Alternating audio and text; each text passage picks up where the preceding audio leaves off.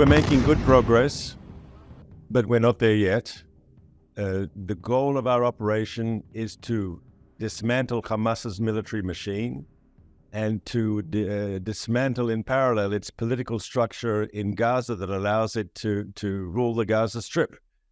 So our goals are expansive. Our goals will take time to implement. This won't be over soon.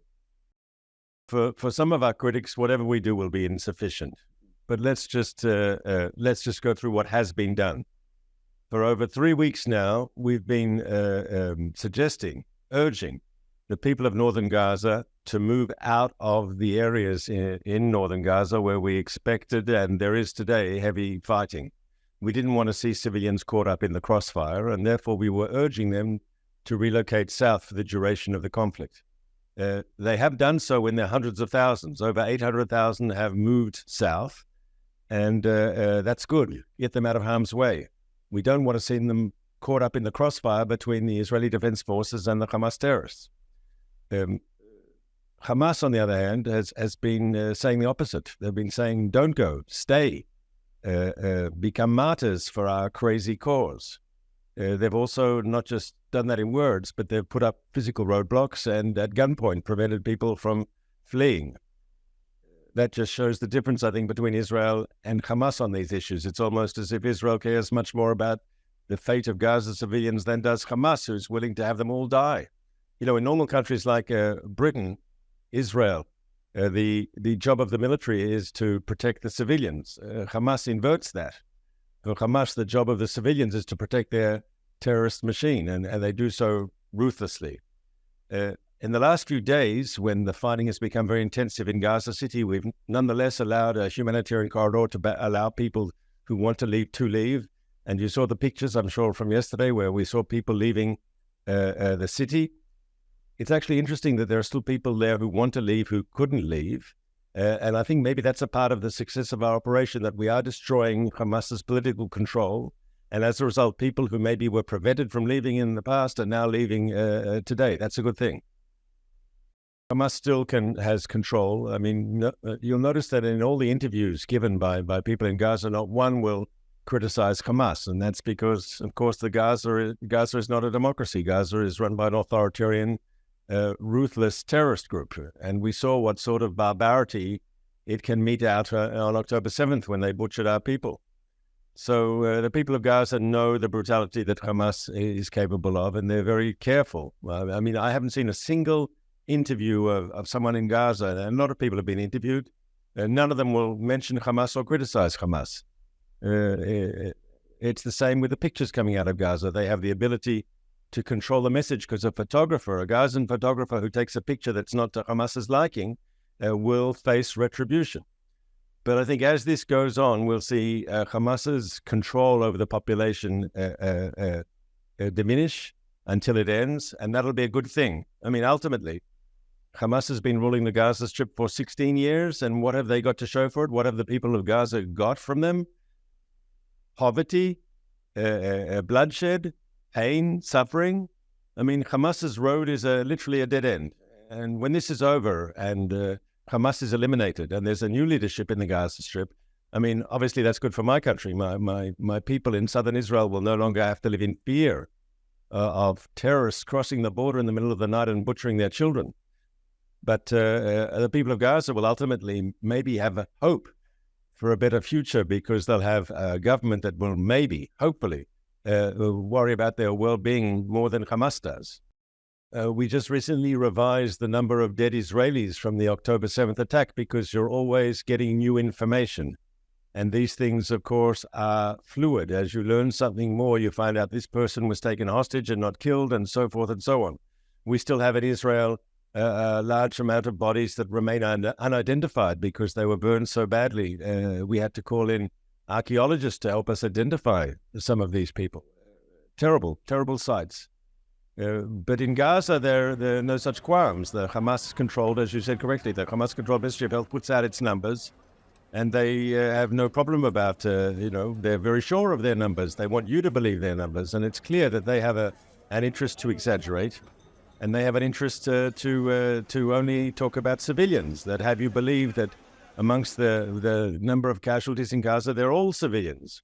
And that is reinforced by their control over the visual image. We haven't seen in Western media a single picture of an injured or dead Hamas fighter in Gaza, only of innocent civilians. They're the pictures they want you to see. There were similar conflicts that Britain was involved in. There was the fight against ISIS in Mosul.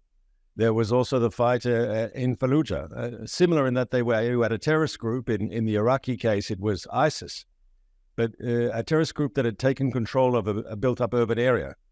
And in both those fights, justified fights, it was necessary to defeat ISIS and destroy their control of those cities. But in the framework of those conflicts, there were also civilians who were killed, who were caught up in the crossfire. And I think Israel is doing, I don't want to say a better job, but we're at least doing, I think we've gone on a number of steps, giving people the time to leave, making a maximum effort to distinguish between combatants and non-combatants, between the terrorists and the civilians. I think we're doing almost an unprecedented job in trying to safeguard civilians. We've seen an important change in the elite opinion in governments across the Western world, whether it's President Biden in the United States or Rishi Sunak in the United Kingdom, whether it's leadership across Europe.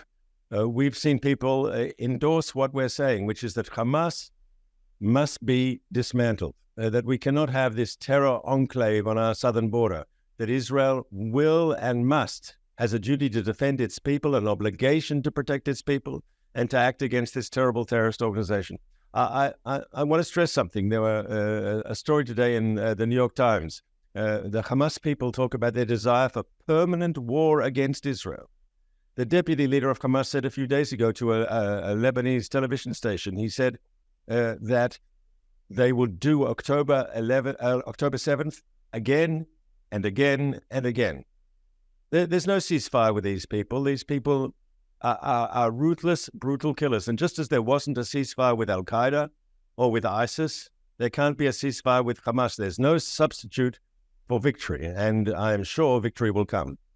We're dealing with a brutal, ruthless terror organization that has no qualms at all about killing innocent people. And so I can't be 100% confident we'll see all the 240 hostages alive. That's a sad reality, and it must be remembered, of the 240 hostages, there are 30 children, of them babies and infants. I mean, what sort of warped minds take babies hostage, take infants hostage? They are deprived, Hamas, and they have to be called for what they are. Who takes babies and children hostage? It's crazy. So we have no illusions about who they are and what they're capable of. But what I can say is this.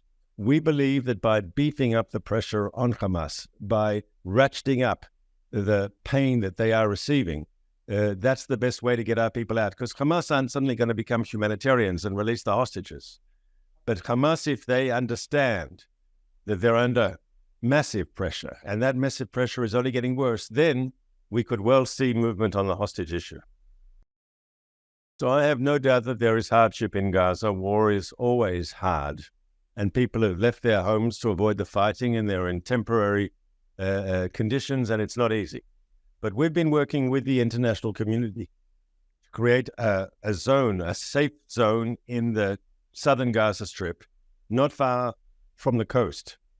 And because it's in the southern part of the Gaza Strip, it's close to the crossings with Egypt. And as a result, the aid is coming in, can go directly to them. Israel has said we've got no problem at all with food and medicine and fresh drinking water coming in from Egypt to reach evacuated population. And because they're close to the Mediterranean coast, the French are bringing a hospital ship. Others can do the same. The Egyptians have established a field hospital on their side of the frontier for injured people. And so the idea is, in Israel's perspective, to continue unabatedly the campaign against Hamas's military machine, at the same time, in parallel, to make a maximum effort to see humanitarian aid be received by Gaza's civilians. Israel left the Gaza Strip in 2005. We took down all the settlements. The settlers who didn't want to agree, we forced them to leave. The police came and took them out, and we pulled back behind the 1967 line, the armistice line, which for the international community is the recognized border. And there's no reason at all for this conflict between Israel and Gaza. None whatsoever. It's only because of Hamas. We should have a good, peaceful relationship with the people of Gaza. But once again, Hamas is against that, is opposed to any sort of peace and so forth. After leaving Gaza, we still had relationships where people could come and work in Israel, and water and electricity was supplied and so forth. But the thinking in Israel today is now different. Following this terrible attack, the feeling is that we want to totally disengage from Gaza. And the idea that people from Gaza will come and work in Israel, that's not acceptable to Israelis anymore. The attitude is, okay, maybe good fences will make good neighbors. We can't make the mistake that was made by others, that you win the war and then you lose the peace, right? We can't just sort of go in there and destroy Hamas and then leave. Well, Hamas could well come back, other terrorists, other extremist groups. So while we don't want to reoccupy Gaza, we don't want to rule Gaza, we don't want to govern the people of Gaza, we're happy for them to do that by themselves or in the framework of some sort of international agreed-to mechanism. We will keep overriding security control, at least at the beginning. That doesn't have to mean a military occupation. It could be fluid. It could be Israelis going in and out to meet with problems when they arise. But the idea that Israel can just ignore what goes on in the Gaza Strip is obviously a non-starter. We would do so at our own peril. And once again, the most important thing to understand is that the Israeli public, the Israeli people, will not stand for what was the reality before October 7th. We will not stand for having a terrorist-controlled enclave on our southern border and that can launch the sort of barbaric and ferocious attacks that we saw on October 7th. That threat will be eliminated. Our policy is deterrence in the north and victory in the south. But we have to be prepared for an escalation in the north. We don't want it, but we don't know what Hezbollah's plans are. And we have to be prepared to meet that. Now, Israel has fought two-front wars in the past. Anyone who knows the history of my country knows that we fought a two-front war in 67 and in 73. In both, we were victorious, and we can do it again. And I would say to Hezbollah, Hamas took us by surprise on October 7th, and we paid a terrible, horrific price in blood for our mistake, that they surprised us, that we weren't ready for them. But in the north, the Israeli army is already mobilized. Our troops are ready. We're following the situation closely. They will not surprise us. Hezbollah will not surprise us the way Hamas did. And if they start an all-out war, we will be ready to respond immediately and decisively. I hope calm minds prevail in Beirut and that Hezbollah doesn't make such a mistake. But if they do, they will pay a price that they will wish that they never had started with Israel. If we, and we will, destroy Hamas, that's one of Iran's most dangerous tentacles will have been destroyed. And it's crucial that Hamas receives a resounding defeat, yes, because then all of Iran's allies in the region, the Houthis in Yemen and the Hezbollah in Lebanon and the different groups in Iraq and Syria and the Iranians themselves, that'll be an important message that if you attack us, if your aggression, you will pay a price. And, the secret thing that's not on the news so much is, but the Arab world, Arab leaderships who are talking to us directly and others who are talking to us indirectly, they tell us, you have to win against Hamas decisively, because by doing so, you're fighting against the axis of terror headed by Iran, and we can't allow them to win.